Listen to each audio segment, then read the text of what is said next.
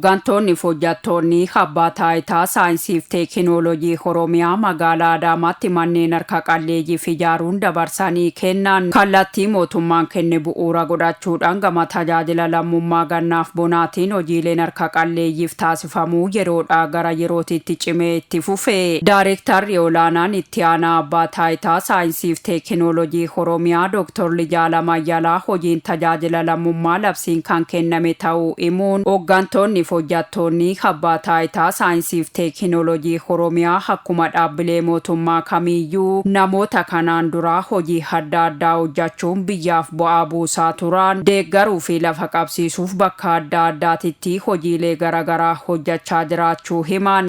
Qaamni hawaasaa hundumtuu hojii kana irratti akka hirmaatu labsiidhaan kan hundaa'edha hojiin kun yookiin kan labsamedha. Abbaan taayitaa saayinsiif teekinooloojii Oromiyaas akkuma dhaabbata mootummaa tokkootti hojii tajaajila lammummaa kana bifa adda addaatiin hojjetaa dhufeera. Hojiiwwan tajaajila lammummaa keessaa tokko mana harka qalleeyyii ijaaruudha. Keessattuu namoota harka qalleeyyii ta'an umuriidhaan dadhaban biyya kanaaf yeroo umurii isaanii keessatti tajaajila adda addaa kennaa turan garuu adeemsaan immoo umuriidhaanis qaama hawaasaa keessaa miidhamaa ta'anii kan ta'an kana fi manni ijaaraa turreerra waggoottan darban keessatti kan akka magaalaa Sulultaatti, magaalaa Sabbataatti mana akkasii haaluma wal fakkaataadhaan ijaarree dabarsineerra.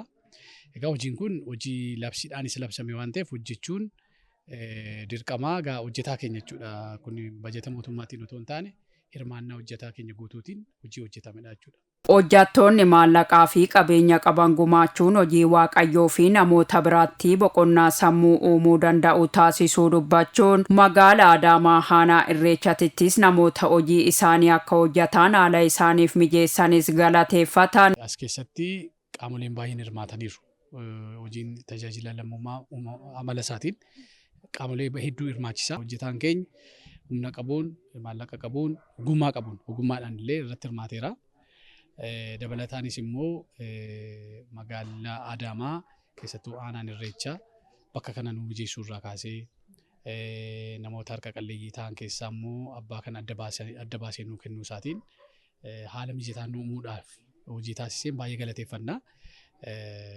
Hojiin kun hojii waaqa birattis nama birattis jaallatamu. Bulchaa itti aanaan aanaa Irreechaa obbo Yohaannis Badhaadhaa abbaan taayitaa saayinsiif teekinooloojii Oromiyaa hojii jalqabuudhaan osoo adda hin kutin yeroo gabaabaa keessatti qindoominaan hojjechuun harka qalleeyyiif mana ijaaree dabarsee kenneetii jira. Galata guddaatu isaaniif mala jechuun galateeffatan. Abbaan taayitaa saayinsii fi teekinooloojii Oromiyaa hojiin isaan aanaa kana keessatti hojjetan hojii boonsaadha.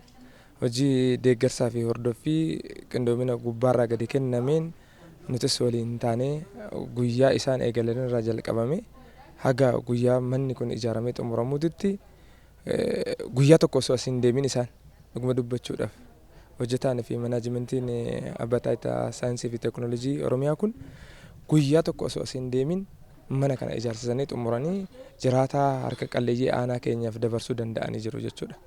Kanaaf dhuguma dubbachuudhaaf dhaabbanni kun dhaabbata guddaa galateeffamuu qabu. Tajaajila mootummaan gubbaarraa gadi baase tajaajila lammummaa caffeedhaan labsame kana lafa qabsiisuu keessatti gahee guddaa qabu jechuudha.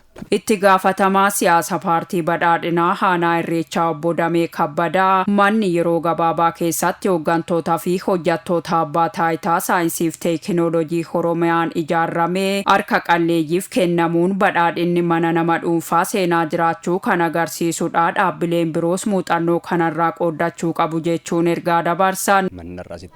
Harka qalleeyyiidhaaf ji'a muraasa keessatti ji'a 3-4 kan hin caalle keessatti yeroo gabaabaa keessatti xumuramee harka qalleeyyiidhaaf galchuun isaanii yaadamni paartii keenya ilaalamni paartii keenya namooma irratti kan hundaa'e suni dhugumatti lafa qabaachuu jiraachuu isaa kan agarsiisu ta'uu isaati. Namoonni manni ijaaramee dabarfamee kennameefis namoota isaaniif mana ijaaranii dabarsanii kennaniif galateeffatan.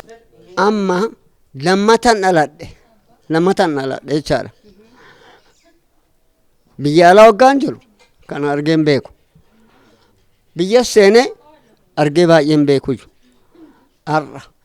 Har'a waaqayyo lammii lammaffaa naa kenne waaqayyo galatoomaa.